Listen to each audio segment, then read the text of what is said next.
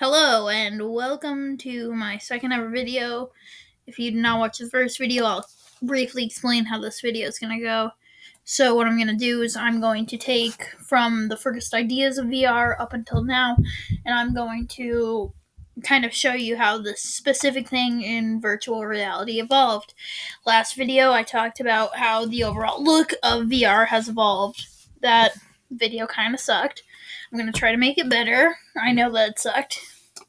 So this time we are going to be talking about the tracking, such as hand tracking, full body tracking, head tracking, hip tracking, hand tracking, all that stuff. We're going to talk about how that evolved from 1800s and before up until now. So we started, as I said last time, these panoramic paintings where you'd look into these little goggle things. There'd be some mirrors, and yes, the joke is that I suck at drawing, and then there would be like a battlefield or a person. So obviously there wasn't tracking. There was not technology at the time to track anything. I am going to skip up past like the View Master, past all that stuff. We're gonna go up to where tracking kind of started. Like, I'd say 60s, 70s is probably where the first head like mounts started to get. That is not what it looked like. The first head mounts kind of got tracking. So like, as you can see, this is really big. But like, you'd look in, and then you could kind of move around. You could see what's going on. Now, still, these were like very primitive. And then 80s, 90s is when people like NASA and then other companies like started to kind of use VR for research and stuff. And it wasn't just like flight simulators anymore. It was kind of, we can use this to show astronauts what they're going to be in for. We can use it to prepare them.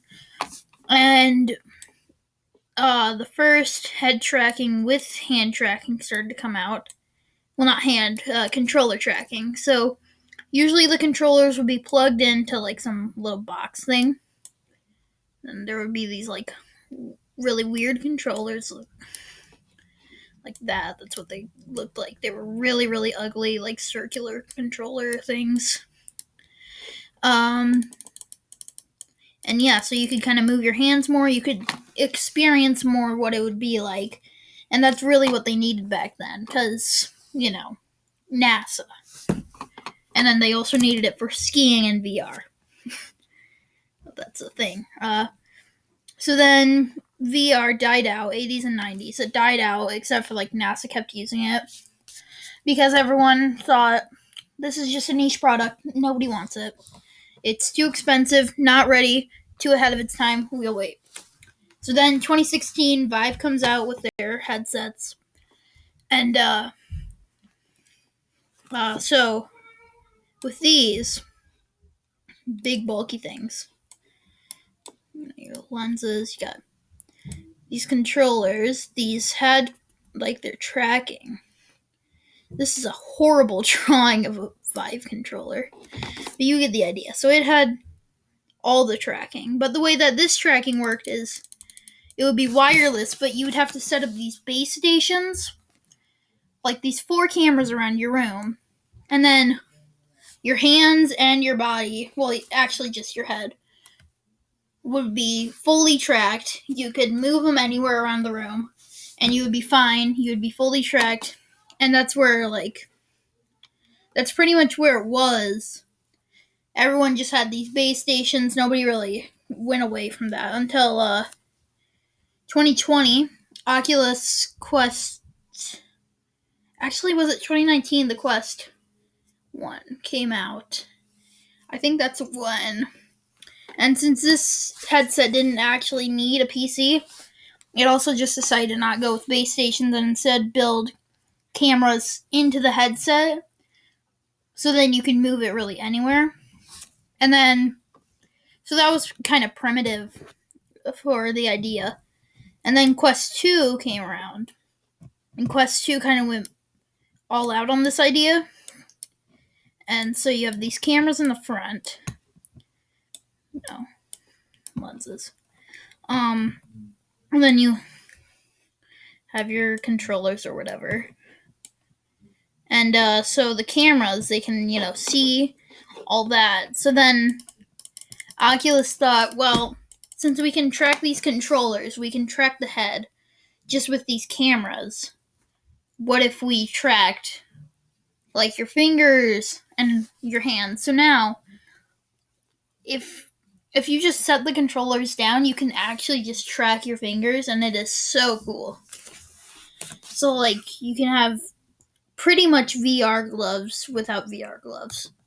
By the way, VR gloves came out like 2016. Actually, there were some in 86, but like it started to kind of come off as an idea. And I'm gonna wrap this video up soon, but now the tracking industry for VR is huge. Like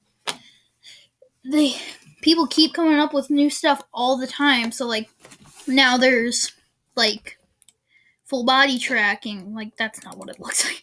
Like you put trackers on your feet, your hip, actually not your hip, on your chest, and some other parts, and then like these base stations kind of track where you're going.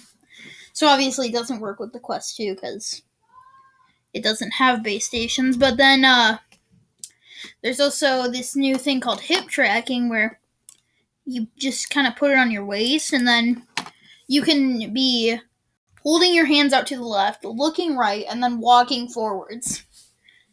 And you couldn't do that before.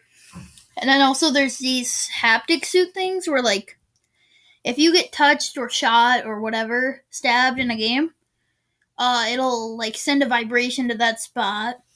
It won't hurt, luckily, but you can. And then also there's these new kind of like treadmill things where you can actually walk. So like tracking in VR is really, really growing right now. And that's important because, if there's these commercials on TV for like a tracking thing, and you don't have a VR headset, and you're like, oh, that's cool. I want to walk on a treadmill in my house and be able to walk in a virtual forest, then you'll buy one. Anyways, yeah. Sorry, I went off kind of at the end, but that's the end. So, goodbye.